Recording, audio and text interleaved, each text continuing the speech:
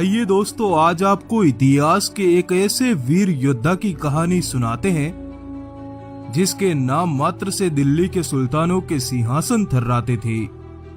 महाराणा प्रताप भी जिसे अपना आदर्श योद्धा मानते हो, वो प्रतापी वीर था हमीर देव चौहान। पर आखिर ऐसा क्या हुआ कि 6 बार दिल्ली के सुल्तानों को पराजित करने वाले 16 महायुद्धों के विजेता इस योद्धा ने अंत में अपना मस्तक काटकर महादेव को अर्पित कर दिया। दोस्तों, इस वीडियो को अंत तक पूरा जरूर देखिए ताकि इन अज्ञात वीरों का इतिहास अधिक से अधिक लोगों तक पहुंच सके। तो चलिए शुरू करते हैं। ईस्वी सन 1283 को हमीर देव चौहान रणथंभौर राज्य के राजा बने। राजा बनते ही हमीर ने संपूर्ण उत्तर भारत में ऐसा दिग्विजय अभियान चलाया कि उनके राज्य की सीमाएं कच्छ की घाटियों से मथुरा की वादियों तक फैल गई।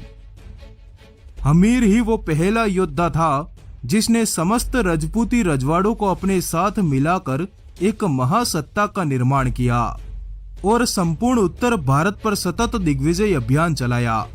हमीर ने धार के भोज द्वितीय को पराजित कर परमार सत्ता को अपने अधीन किया, जिससे उज्जैन सहित मध्य भारत उनके छत्र के नीचे आ गया।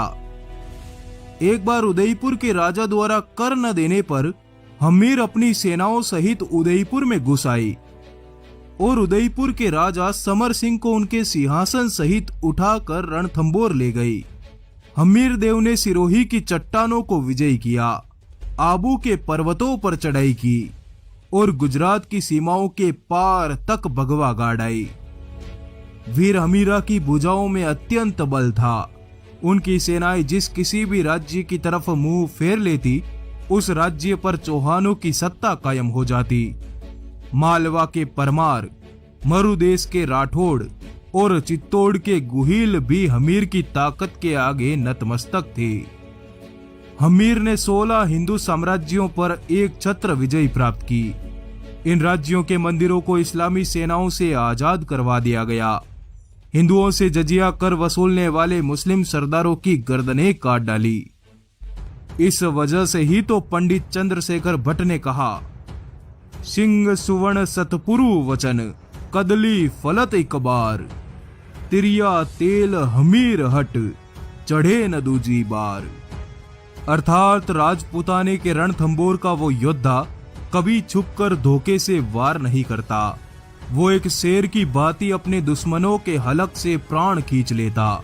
जिस तरह केले के पेड़ पर सिर्फ एक बार फल उगता है, उसी तरह जब हमीर का मस्तक क्रोध से थर्राता है तो दुश्मनों की रूह कपाने के बाद ही शांत होता है। जिस तरह एक सुवर्ण औरत एक ही बार ब्याहती है, उसी प्रकार हमीर का हट एक ही बार में अपने दुश्मनों का सफाया कराता है। हमीर देव चौहान दिल्ली की सीमाओं के पास एक बड़ा साम्राज्य खड़ा कर रहे थे।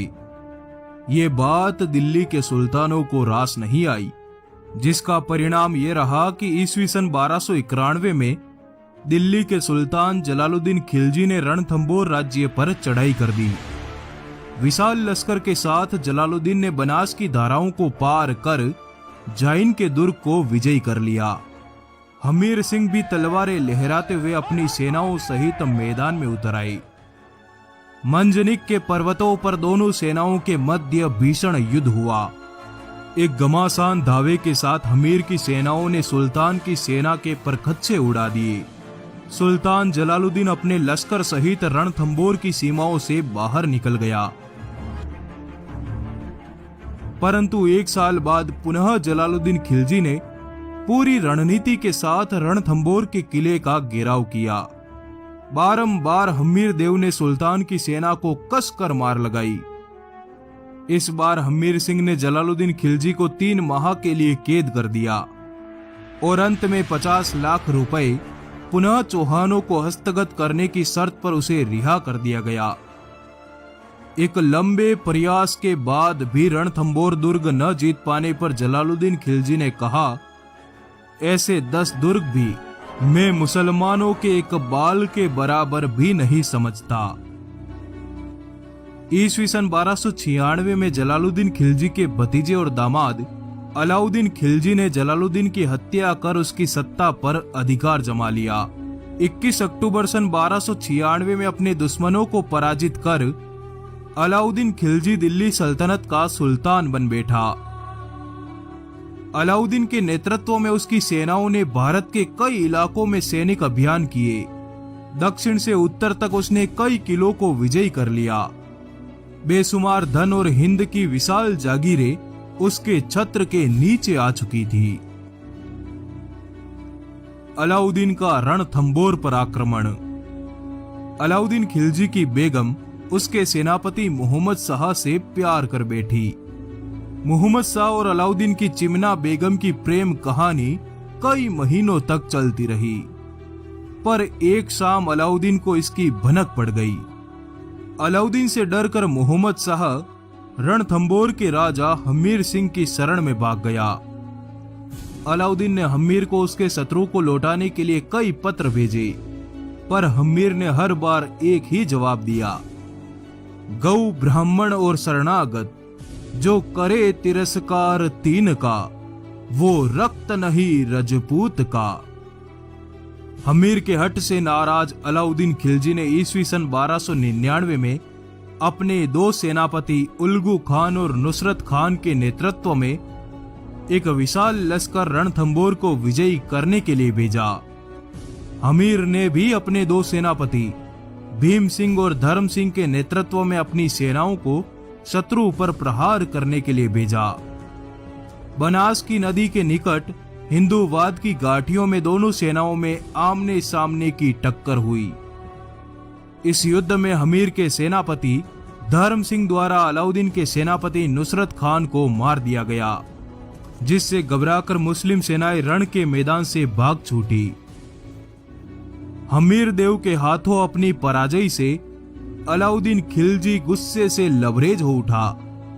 उसने रणथंबोर को मिट्टी में मिलाने की कसम खाकर पुनः एक युद्ध की यलगार दी। भारत भर में फैली हुई अपनी तमाम सेनाओं को उसने तुरंत दिल्ली बुलाकर एक विशाल लश्कर को संगठित किया। अलाउद्दीन ने रणथंबोर के किले को 20 किलोमीटर की लंबी परिधि में घेर लिया। अगले दिन हमीर ने अपनी पत्नी रंग देवी से स्वयं के रणभूमि में उतरने की बात कही और कहा कि अगर मैं युद्ध विजयी हुआ तो मैं भगवा लहराते हुए किले में प्रवेश करूंगा, और यदि हरे झंडे दुर्ग की तरफ आते दिखे तो तुम तुरंत जोहर कर लेना। 13 जुलाई सन 1301 रणथंबोर के मैदान में भयानक युद्ध का आगाज हुआ। रणभूमि की तपती रेत में हमीर ने दुश्मन सेना पर घमासान प्रहार किया और अलाउद्दीन को खदेड़ते हुए बनास नदी के पार तक ले गई। अलाउद्दीन इतनी बुरी तरह से पराजित हुआ कि अपने अस्त्र शस्त्र, हाथी, घोड़े और झंडे छोड़कर युद्ध भूमि से भाग निकला।